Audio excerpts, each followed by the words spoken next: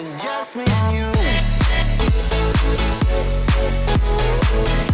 Salut mon petit Novel, c'est Théo de Novel Class, bienvenue dans la troisième vidéo d'exercice sur la dérivation et aujourd'hui on va faire un exercice avec la fonction exponentielle.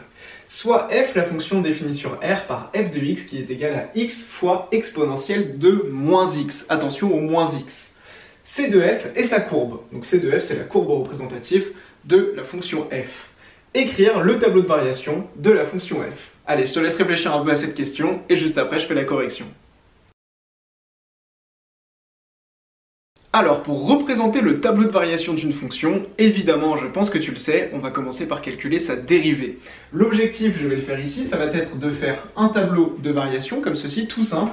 Avec x, on sait que notre fonction est définie sur R, on va donc faire aller x de moins l'infini à plus l'infini. Et sur la première ligne de notre tableau, on va noter le signe de la dérivée, f', et en dessous, on en déduira les variations de la fonction f.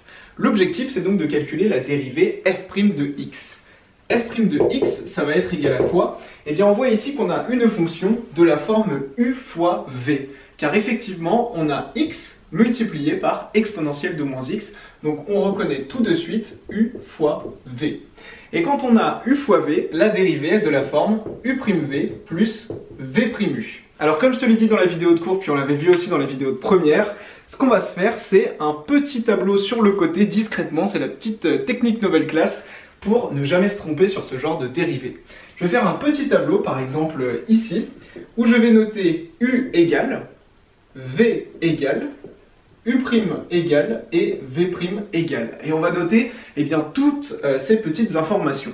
On a donc u qui est notre première fonction qui est donc x, u' sera donc 1, v c'est exponentielle de moins x, et v', attention à ça, c'est moins exponentielle de moins x. Attention, j'avais vraiment bien insisté en première, dans la vidéo de cours également, en terminale, je te l'ai rappelé.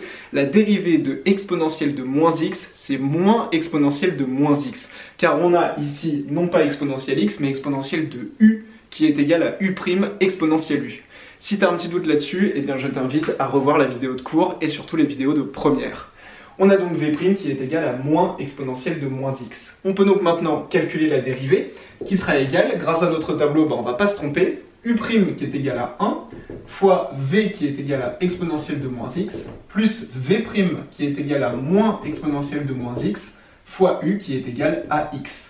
On va simplifier un petit peu l'écriture, évidemment. On va donc avoir exponentielle de moins x, moins, car j'ai un moins ici, x exponentielle de moins x. On voit très facilement que j'ai ici exponentielle de moins x et ici exponentielle de moins x. On va donc tout de suite penser à factoriser, ce sera beaucoup plus simple. Et on aura donc une dérivée de la forme exponentielle de moins x, facteur de lui-même, donc 1 moins x qu'on a juste ici. On se retrouve donc avec une dérivée de la forme exponentielle de moins x, facteur de 1 moins x. Et nous, ce qu'on veut, c'est étudier le signe de la dérivée, c'est-à-dire savoir quand est-ce que cette dérivée est plus grande que 0. Nous, ce qu'on veut savoir, c'est quand est-ce que, et donc pour quel x, cette dérivée est supérieure ou égale à 0. Pour le savoir, évidemment, on fait une étude de signe de notre dérivée.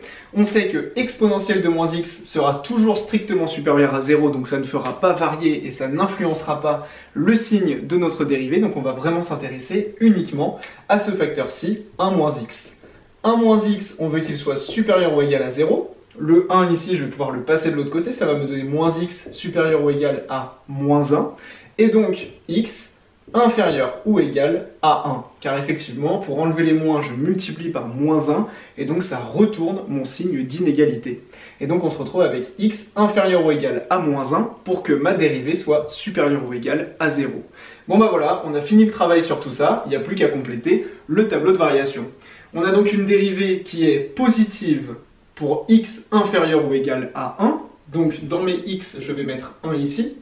Je sais qu'en 1, ma dérivée sera nulle, et je sais qu'elle sera positive si je suis en dessous. Ici, j'aurai une dérivée positive, et ici, j'aurai donc une dérivée négative. Je peux donc en déduire tout de suite les variations de ma fonction f, qui est égale à x exponentielle de moins x. Lorsque ma dérivée est positive, elle est croissante, et lorsqu'elle est négative, elle est décroissante. Pour avoir un tableau de variation qui soit complet, il me manque une valeur, la valeur ici, qui est donc la valeur de f lorsque x est égal à 1. Donc on va la calculer.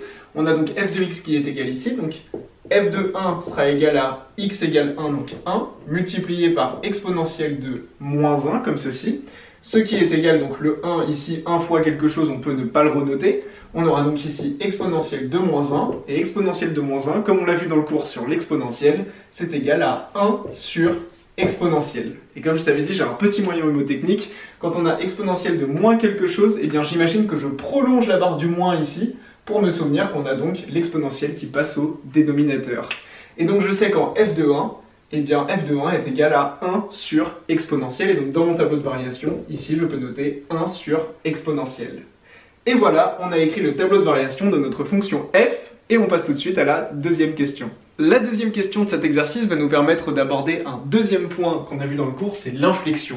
On nous demande, maintenant que la première question est validée, de montrer que la courbe de f admet un point d'inflexion. Donc je t'invite à revoir le cours si tu vois pas du tout de quoi on parle, et ensuite on passe à la correction. Alors le point d'inflexion d'une fonction, c'est l'endroit où la fonction passe de concave à convexe. Je vais te faire un petit dessin pour que ce soit plus clair. Je vais faire un tout petit repère ici, avec ici une fonction f de x et ici x, qui appartient au réel. Et je vais représenter une fonction comme ceci. Eh bien on voit que ma fonction passe de la concavité à la convexité en ce point-ci. Et ce point-là, c'est le point d'inflexion. Le point d'inflexion, on peut le trouver car on sait que c'est l'endroit où la dérivée seconde de notre fonction est nulle. Le point d'inflexion, c'est l'endroit où f' de x est égal à 0. Du coup, je pense que tu l'as compris, on va calculer la dérivée seconde de notre fonction et en déduire très facilement à quel moment est-ce que cette dérivée seconde est nulle. On est parti mon petit Novel, on va calculer la dérivée seconde.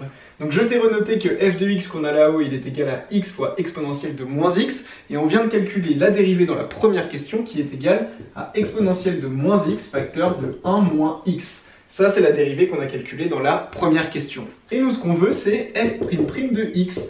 On va donc devoir faire... On va donc devoir faire la dérivée de la dérivée. Du coup, on va refaire une dérivation sur notre dérivée. Et si on regarde notre dérivée, on voit qu'elle est de la forme u fois v. Avec ici donc un premier facteur u multiplié par un deuxième facteur qu'on va appeler v. Et donc, eh bien, on recommence. C'est parti, comme dans la première question. On va refaire notre petit tableau avec u égale, v égale, u' égale, v' égale. Notre premier facteur u, c'est exponentielle de moins x. Donc u', comme dans la première question, ce sera moins exponentielle de moins x. Notre deuxième facteur, c'est 1 moins x. Et le deuxième facteur, donc v', ce sera donc 1 moins x' qui est égal à moins 1. Et donc grâce à cette petite astuce nouvelle classe, eh bien, on ne peut pas se tromper. On peut directement noter notre dérivée seconde qui est également de la forme u'v plus v'u, comme ceci. Et donc on aura u' qui est égal à moins exponentielle de moins x, multiplié par v qui est égal à 1 moins x, plus v' qui est égal à moins 1, multiplié par u qui est égal à exponentielle de moins x. Donc on va distribuer tout ça et puis simplifier un petit peu l'écriture. On aura donc ici, si je distribue comme ceci, moins exponentielle de moins x, plus x exponentielle de moins x, car les moins ici, moins par moins, ça va nous donner plus, moins, car ici j'ai plus moins 1, donc moins exponentielle de moins x. Et donc si on simplifie un petit peu tout ça, on voit qu'on a donc moins exponentielle de moins x, moins exponentielle de moins x, donc moins 2 exponentielle de moins x, plus x exponentielle de moins x. Et encore une fois, on voit qu'on a exponentielle de moins x ici et ici. On va donc pouvoir factoriser pour simplifier l'écriture. Ce qui va donc nous donner, je continue juste ici, eh bien exponentielle de moins x, facteur de x moins 2, comme ceci. On a donc exponentielle de moins x, facteur de x moins 2, avec le moins 2 qu'on a juste ici. Et donc voilà l'expression de notre dérivée seconde f' de x. Nous, ce que l'on cherche, c'est le point d'inflexion, c'est-à-dire le moment où cette dérivée est nulle. Si on regarde notre premier facteur exponentielle de moins x, on sait qu'il est toujours strictement positif, donc le signe de notre dérivée seconde ne va dépendre que de ce deuxième facteur. Et quand est-ce que ce deuxième facteur est nul? Eh bien, je pense que tu le vois tout de suite, lorsque x est égal à 2. Car si x est égal à 2, on va se retrouver avec 2 moins 2, ce qui nous donnera 0, et donc on aura bien une dérivée seconde qui est nulle. On a donc f' de x, la dérivée seconde, qui est égale à 0 lorsque x est égal à 2.